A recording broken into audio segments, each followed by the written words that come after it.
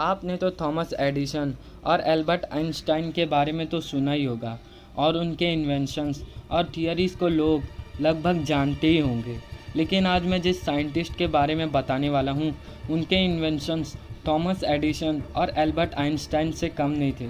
उनके इन्वेंशंस ज़्यादातर फ्यूचरिस्टिक और काफ़ी एडवांस थे, जिसका इस्तेमाल आज भी प्रेजेंट टाइम में बड़ी बड़ी कंपनी में हो रहा है। अब आप तो समझ ही गए होंगे कि मैं आपको किस साइंटिस्ट के बारे में बताने वाला हूँ। जी हाँ, निकोला टेस्ला।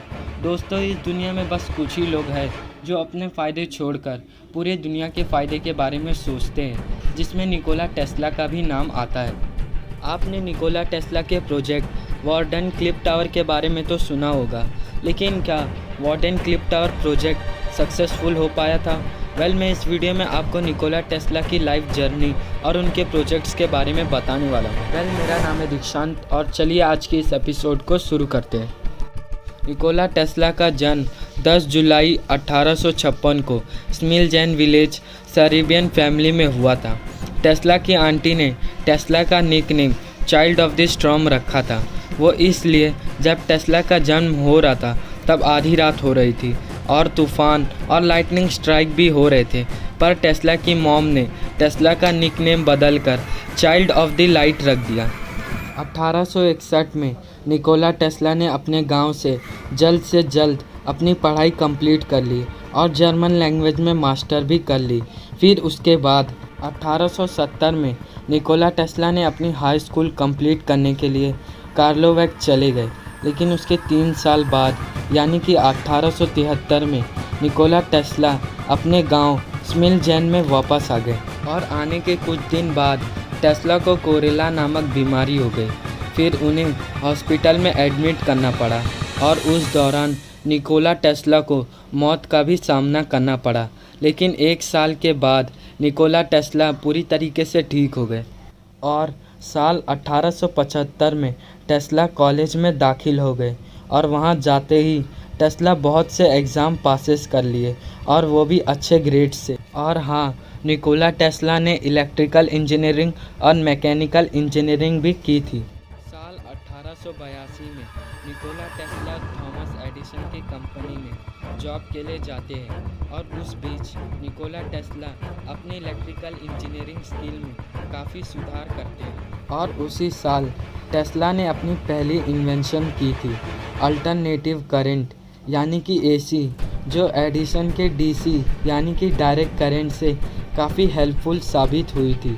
अल्टरनेटिव करंट से ज़्यादा इलेक्ट्रिसिटी प्रोड्यूस किया जा सकता है और बहुत दूर तक कम पैसों में भी भेजा जा सकता है। लेकिन फिर उसके बाद निकोला टेस्ला ने 1898 में रिमोट कंट्रोल बोट बनाई जो पानी के ऊपर तैर सकती थी।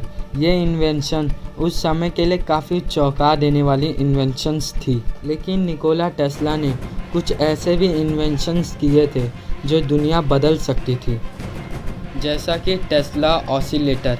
इसे साल 1898 में निकोला टेस्ला ने बनाया था। टेस्ला का ये कहना था, अगर कोई भी इसे ऑन करता है तो इसके आसपास की ज़मीन हिलने लगती है, ठीक वैसे ही जैसे अर्थक्वेक आता है। लेकिन निकोला टेस्ला ने अपने स्टाफ को बोलकर उस डिवाइस को डिस्ट्रॉय कर दिया, वो इसलिए क्योंकि ये किसी गलत हाथों में ना पड़ जाए। वार्डन क्लिफ टावर, ये प्रोजेक्ट निकोला टेस्ला के काफ़ी अहम प्रोजेक्ट में से एक था। इसका काम साल 1901 से साल 1917 तक चला था। इस टावर को टेस्ला बनाकर पूरे वर्ल्ड में फ्री वायरलेस इलेक्ट्रिसिटी देना चाहते थे, ठीक वाईफाई के तरह।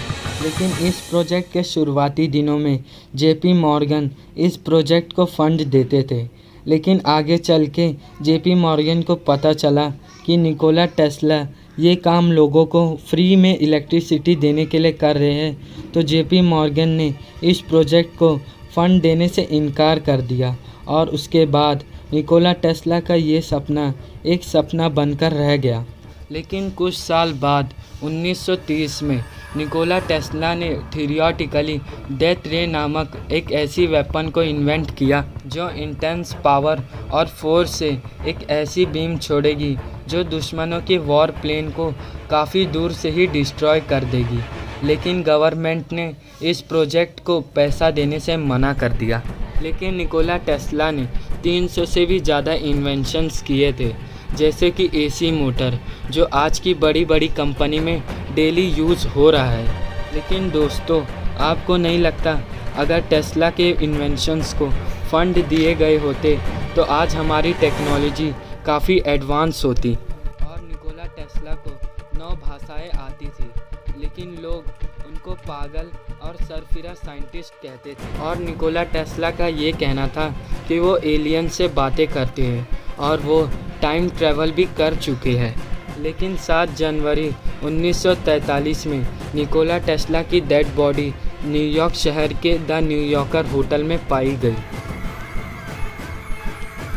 अच्छा लगा तो वीडियो को लाइक करना, शेयर करना और सब्सक्राइब भी ज़रूर कर देना, और उस बेल वाले आइकन को भी ज़रूर से दबा देना, क्योंकि मेरे वीडियो अपलोड होते ही आपको तुरंत मिल जाएंगे।